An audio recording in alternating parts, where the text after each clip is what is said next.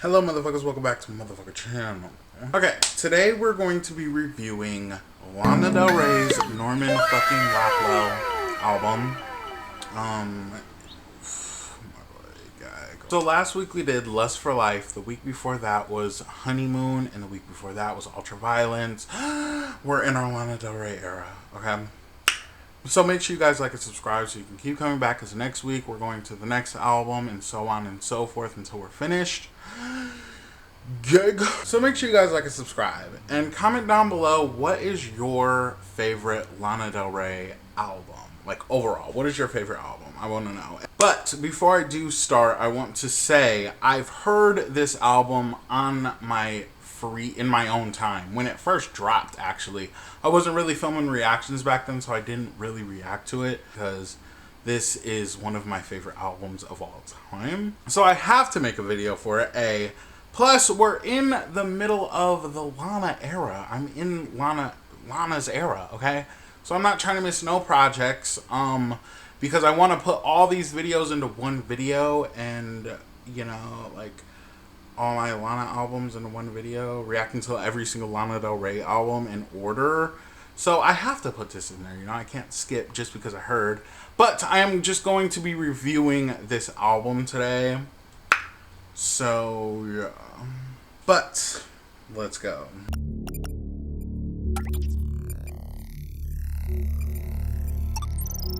So the first song on this album is called Norman fucking Rockwell, the title track to the album.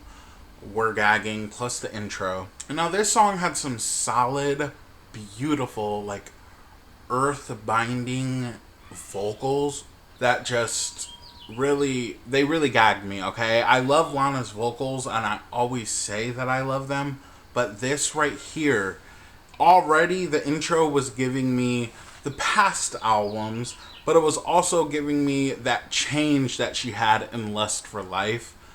And I was just like, okay, bitch. And those vocals really shined, especially at the end. It was just a beautiful feeling and a beautiful intro. But she was calling this man a man-child, letting this man know that she is the man, okay? Like, she's gonna take care of you. She's the man of this relationship, which is a huge theme with this album, and I fucking love that. And I'll get more into that at the end of the video, but gag, she really gagged that intro. There's like birds fighting outside, like they've been arguing for the last 30 minutes.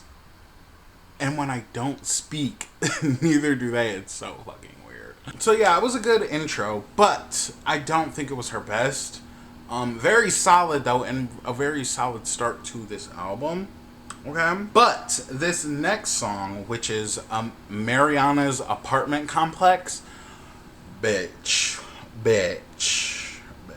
First of all, starting off with that, just the visualization, okay? You're visualizing a apartment complex in California for me, because Lana just gives me California vibes. Okay, this is what it's giving me. Okay, sit with me. It's the golden hour, and you're at this apartment complex. There's like music playing in the background in somebody else's apartment because the walls are so thin you can hear everything that they're saying.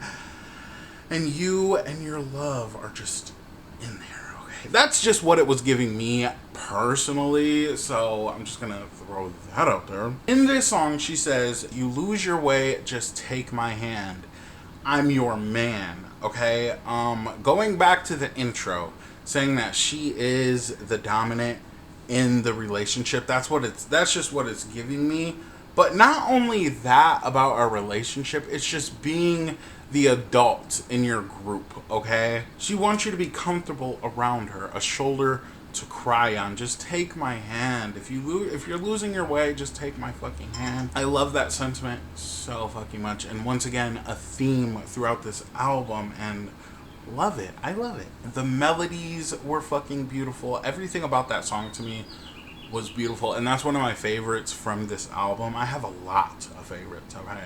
But that's one of them, okay? The next song is called Venice Bitch. This song is about 6 minutes, almost 7 minutes long, And you know, I used to always say this, but I've been proven wrong multiple times, that the longest song on an album is either the best or the worst. I used to say there's no in between, but there is an in between. But with this song in particular, to me, this is the best song on this album. I'm sorry. I'm really sorry, but to me, it fucking is. Now, I know Lana is a poet. People have told me in the comments, gag, whatever. And her past albums definitely did give poetic vibes, but this album right here really is, it just sounds like a poem. And it's, for me, it's this song right here. It just gives me such a, oh my god, like I feel like I jumped into a journal, somebody's journal, and it's like an action adventure. This is what this song gives me. It's an adventure. It's such a long song that it's an experience, and it's an adventure, and I love that so fucking much. Now for me, when this album dropped, this was 2019, I'm pretty sure. It didn't drop before the pandemic, which I'm so happy about. The pandemic albums were like not good, okay? I'm just gonna be real. So I'm glad that this dropped before the pandemic, because although it wasn't a pandemic album, it was, because it was so new. I was still listening to it like during the pandemic. It really got me through the pandemic, okay? And she was gagging. But with that being said, bitch, I just remember, I'm going back into 2020. If that's a good thing for you, come back with me. If not, just stay here. We're about to take a little trip. I remember back in 2020 listening to this song in particular, being so stoned out of my mind that it wasn't even funny. Playing video, I love playing video games. And I just remember this being in the background and just setting the whole atmosphere of that moment in time. And like that moment in time is so, like, I can feel it just closing my eyes and thinking about it. I can feel it and go back to it. That's how powerful this song was for me.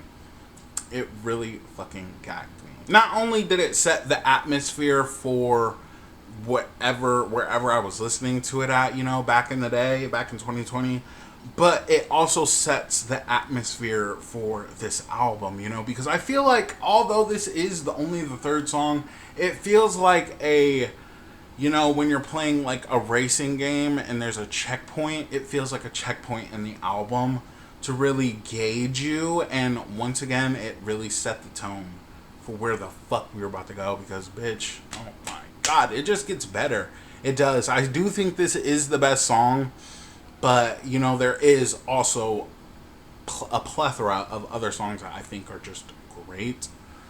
Gaga. But also to me it sounds like a dreamscape, okay? Like kind of like Backrooms vibes, but an outside setting. I'm gonna put a picture of what I mean on, because I can't really explain it. But she even says this in the song. She says, "Oh God, I miss you on my lips.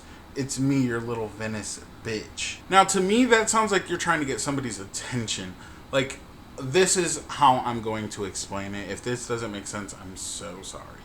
But you are walking around in this dream realm, really just in a happy state, an awe state of mind. And while you're just roaming around this dreamscape, you see this man that you remember, and you're just like, it's me, your little Venice bitch. You know? Am I the only one that feels that way? I don't know. That's just how I imagine it. There's just so many lines in this song in particular that just, they really set me off when it comes to that just visualization. I love it. So this is, to me, one of my favorite songs of all time. Okay. But let's keep going. The next song is called Fuck It, I Love You. I did a reaction to this when it dropped, because I think, if I'm not mistaken, this was the first song dropped, or the first single or whatever. If it wasn't this, it was the next song, Doing Time. But I do have a video for that if you want to just like watch me actually react to it. I'll just put it in the link in the description. Gag. But I do have a few things to say about the song here, okay? So to me, it's giving she's scared to go back to where she used to be. shooting things in her veins and just not living a good life. So she's scared of that, but fuck it, I love you, you know? And, you know, that's dangerous. Okay, that's dangerous. If somebody is putting you in such a predicament where they give you so much dopamine, but give you so much just anger and stuff. So it's just like the perfect mix to make you go back. That is dangerous. Okay, get them out of your life. We can't. It's 2020. Right now it's 2024. But that was 2019. We can't do that no more. Okay, girls and boys and theys and thems. We can't do that no more, okay? And honestly, this song makes me feel like, I always say she glamorizes California or fetishizes it. And it makes sense because, honestly, to me, it's giving me that California was the place that she was going to go to change and just to be a different person. Because she says California is just the state of mind. You take yourself wherever you go. And that is a beautiful just thought right there, okay? I hope more and more people wake up to that realization. I love that she's speaking about this shit, man. She's so open with her mind and stuff, and people don't sing about this stuff. And as she's like saying this beautiful shit that she's saying, it's just over just a wonderful beat. The beats on this album were gagged. The production was gagging. So if you want to see that full reaction, there's a video for it. I'll put it somewhere in the description. But the next song is called Doing Time, okay? You know, I'm not sure if this was the first single.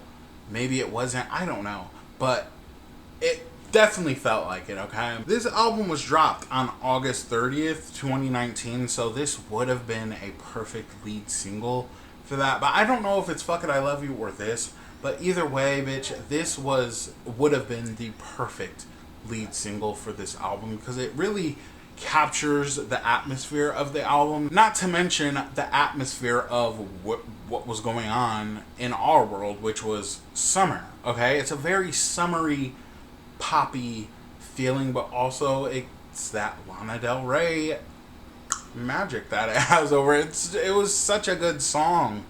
And I can't believe it. Should have been bigger, okay? I'm not gonna lie. It should have been fucking bigger. This should have been what video games is, because to me, I just don't think video games is that good. It's good, but it's not doing time, okay? And I feel like this should have been her big oof, you know, to the world, honestly.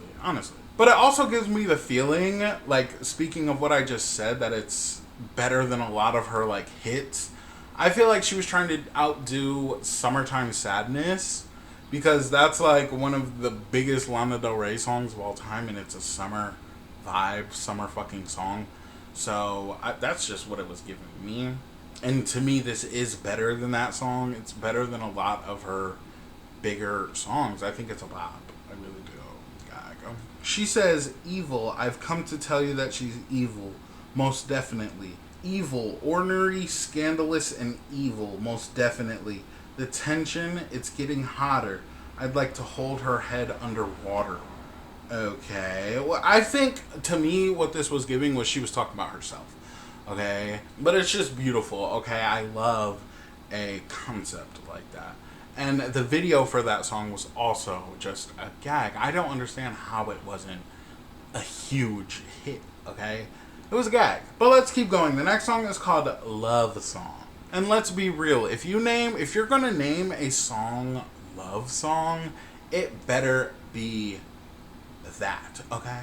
And that's exactly what this song is. It was simple, yet elegant and tasteful, okay?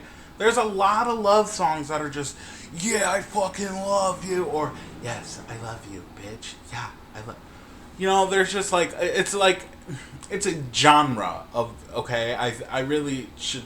That's just what it is. There's a genre of love songs, and some of them just aren't good. Okay, you know, I don't know. I think that's my favorite kind of song, is a love song, or just a deeper song. You know, that really just calms you, you know. I love songs like that, and that's exactly what this song is. It embodies an actual love song. Once again, going with that just poetic vibe or poem vibe, you jump into the pages. This was one of those songs.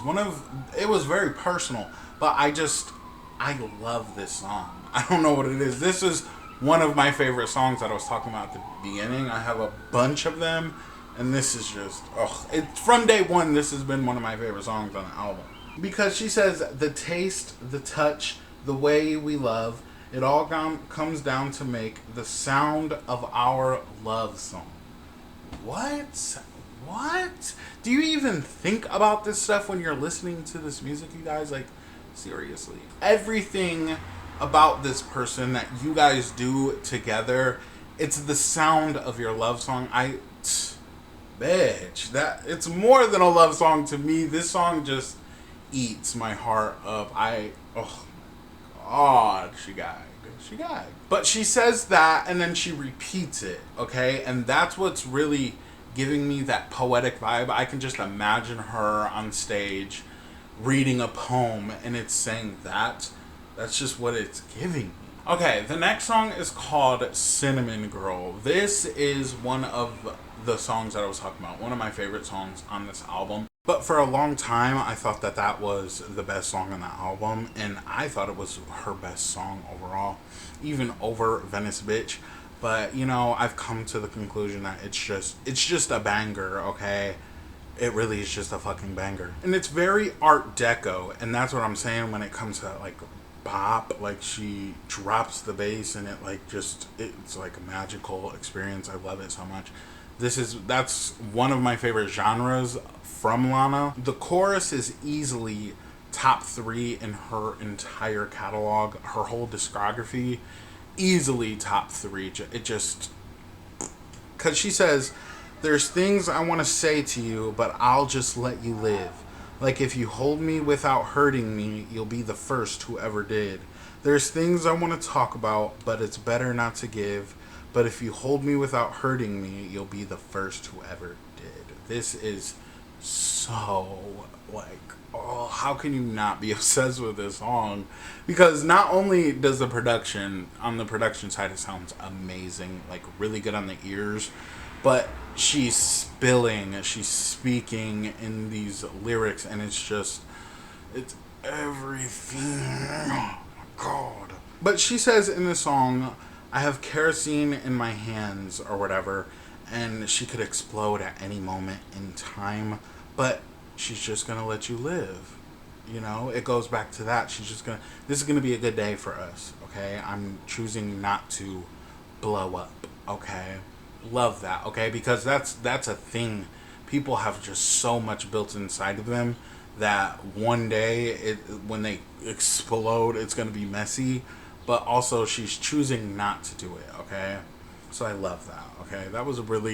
That's one of her best songs. I'm just gonna be real. She really gagged it. Like, to me, that was like nitpicked art, okay, bitch? She did that. Okay, the next song is called How to Disappear. Once again, the beautiful fucking chorus. Not to mention the beat drops, the production on this song as well. These last couple songs run is nasty work on this album, okay? One of my favorite parts from Venice Bitch all the way to this is killer, eater. She says, cuts on his face cause he fought too hard. I know he's in over his head, but I love that man like nobody can. He moves mountains and pounds them to the ground again. I watch the guys getting high as they fight for the things that they hold near. I just really love that part of this song. It was very beautiful. And once again, her writing, she eats with the writing, okay? Like, there's so many moments on this album that this video could easily be 50-60 minutes long, but girl, I'm trying not to. But the song is called How to Disappear. She says it's been years since she's left New York. And I said this earlier in the video, it feels like she escaped New York to come to LA. She wanted to live a different life, and that's what it was giving. This is kind of putting that theory in work for me, okay? But it's also just giving she misses the simpler times when she wasn't famous, where she was just her, Elizabeth Grant, I think that's her name, when she was just Elizabeth Grant, just roaming and doing the world like the rest of us little folks down here. That's what it gives, and it's giving. She wants to go back. She wants to disappear again, back into the abyss of normal humancy. Love that.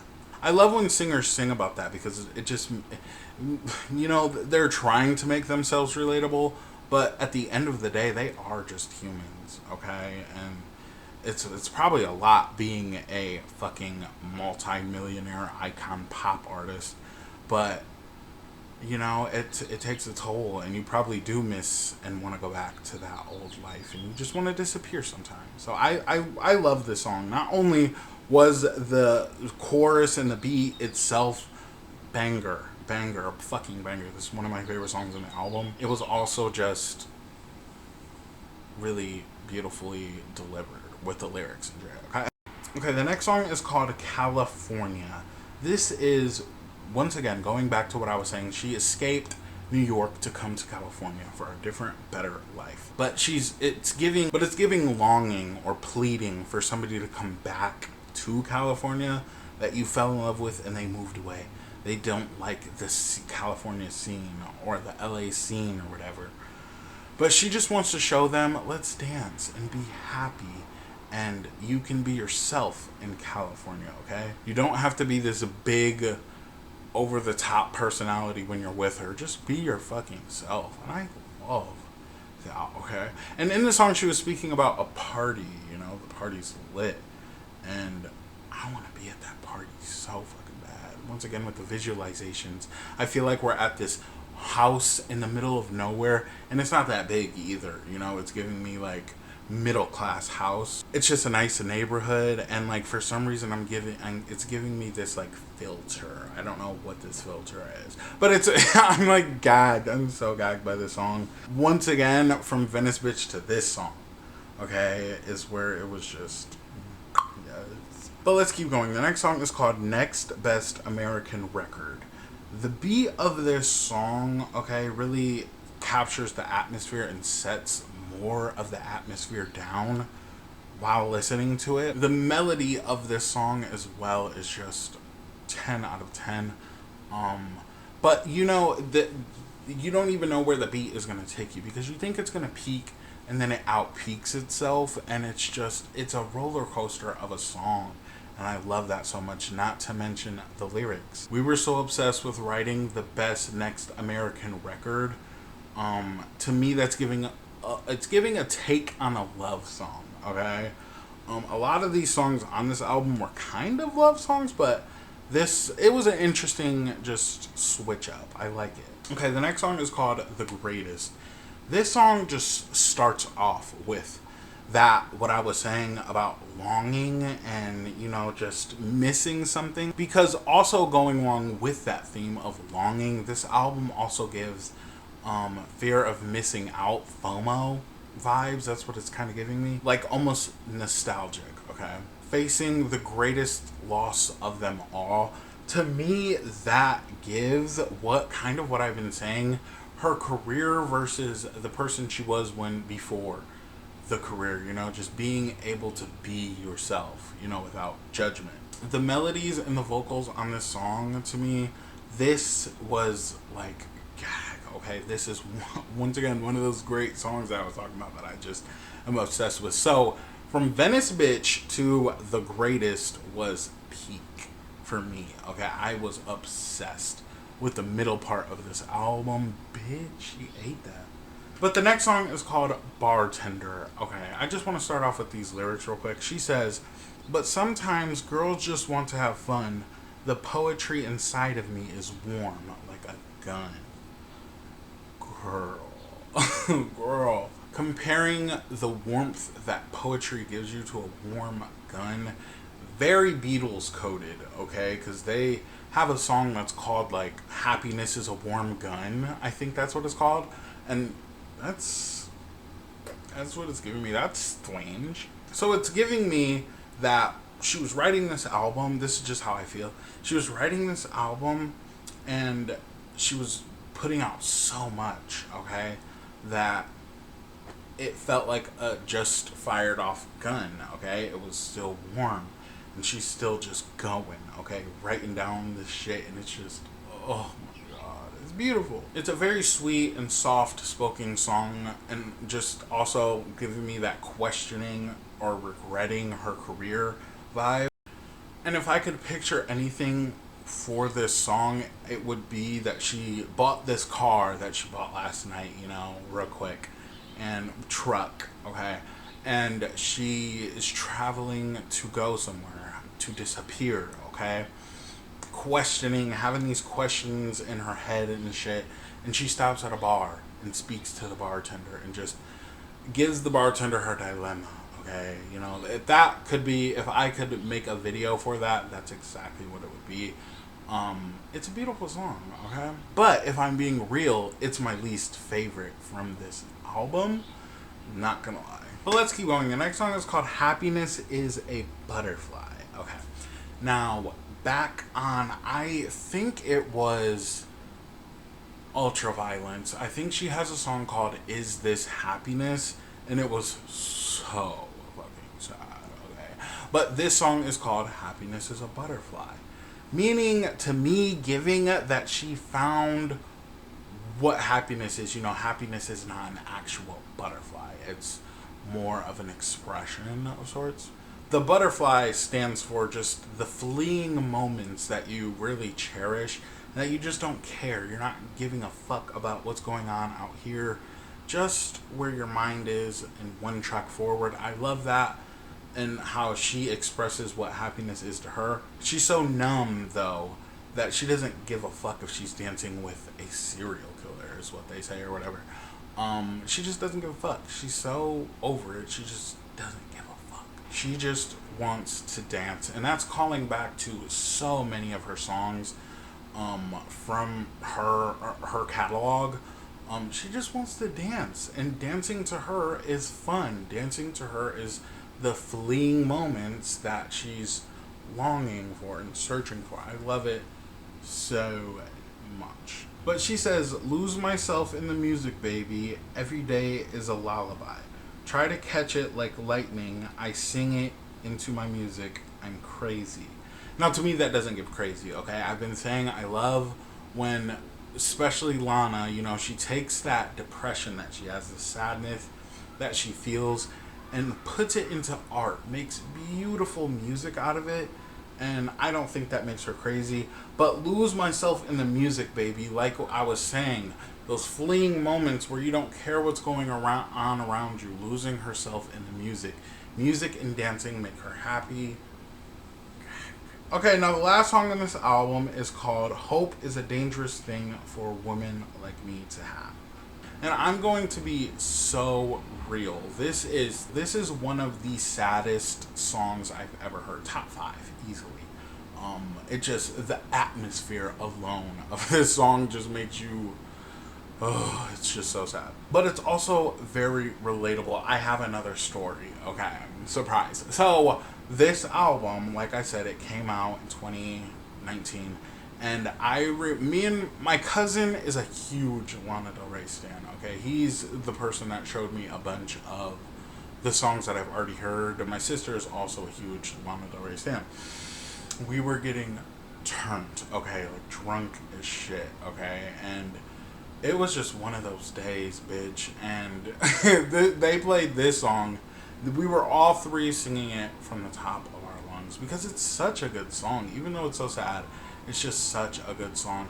But getting to the part where she says, they write that I'm happy, I know that I'm not, or it's something like that, I fucking lost it, bitch. I was like, we gotta turn this off right now. It was just making me so sad. And to me, that's what good music is. If a song can move you that much, your emotions and everything that much, it's a great song, okay?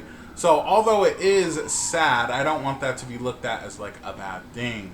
It's just expression, and she knows how to do it really well, obviously. It's just very relatable, talking about the things that she's doing, that she's aware of when she's having this manic breakdown, talking about Sylvia Plath and stuff. If you don't know who Sylvia Plath is, she's a poet that committed suicide back in like the 60s or something like that.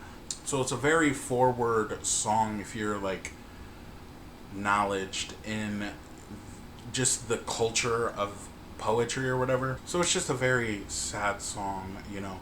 But they write that she's happy and they know that she's not, but at best she can say she's not sad. Right there is just it, once again, relatable, you know. You don't know what it is, but you feel something, and it's not sadness, it's not happiness either. It's just, it's a weird feeling, okay? Very relatable. To me, I call that feeling confusion. I'm just confused. I don't know what's going on, okay? I really don't. So we all feel that way a little bit. I hope. The ending of the song, she says, I have it. It being hope. Hope is a dangerous thing for a woman like her to have. She still has it, okay? Even though it's dangerous, she still has it. And I love that. That hope that I felt in Lust for Life, not going back on what she was saying that she wasn't going to go back on. Love it. She still has that hope. Even though it's dangerous, it's still something, okay? You know, I fuck with it really heavy. That was a great ender to this album, and really, how do I say it, the poetry that I was talking about throughout the whole album, that really encapsulates it right there. And the fact that it was the outro made it such a gag. It was gag worthy. So now let's get into my overall review, my rating, and my top 5 from this album.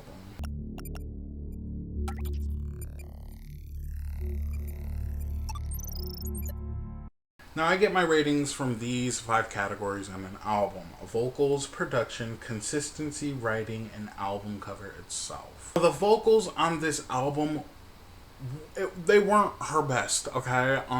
Like, vocally, okay? Like, just, she's not a vocalist, but, you know, vocalist vibes. But they were so on point, okay? And for that case, I'm going to give them a 10. I'm sorry. She just ate. This album from start to finish with vocally was immaculate, okay? And I always say, you don't have to be a vocalist to sound good. It just all sounded good. It sounded very Lana Del Rey, but mature Lana Del Rey, okay? It was really fucking good. Now, the next category is production. This, going along with Moonlight, is to me some of her best work she's ever done. I'm gonna give this production a 10 easily. For the whole middle of the album alone could have been its own album, and everything sounded good. And it just, that was the problem with me in 2020. I just kept listening and listening over and over and over till I almost got sick of the songs. So it's very good on the replay value, and that a lot of that comes from the production. So I'm gonna give the production a 10. Okay. Now the next category is consistency. How well this album flowed, okay, and how well the songs went into each other.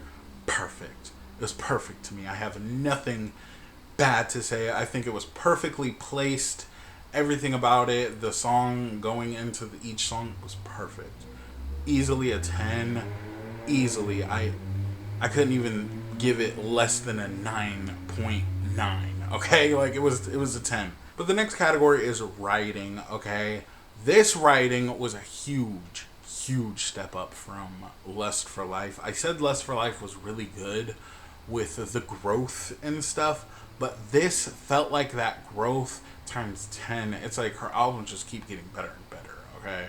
I'm just gonna be real. Talking about mental illness and you know, just her, what's going on in her head and stuff like that. I love it, and the way she compares things, the expression, it's beautiful, okay? So I'm gonna give the writing a 10 easily. One of the greatest albums I've ever heard.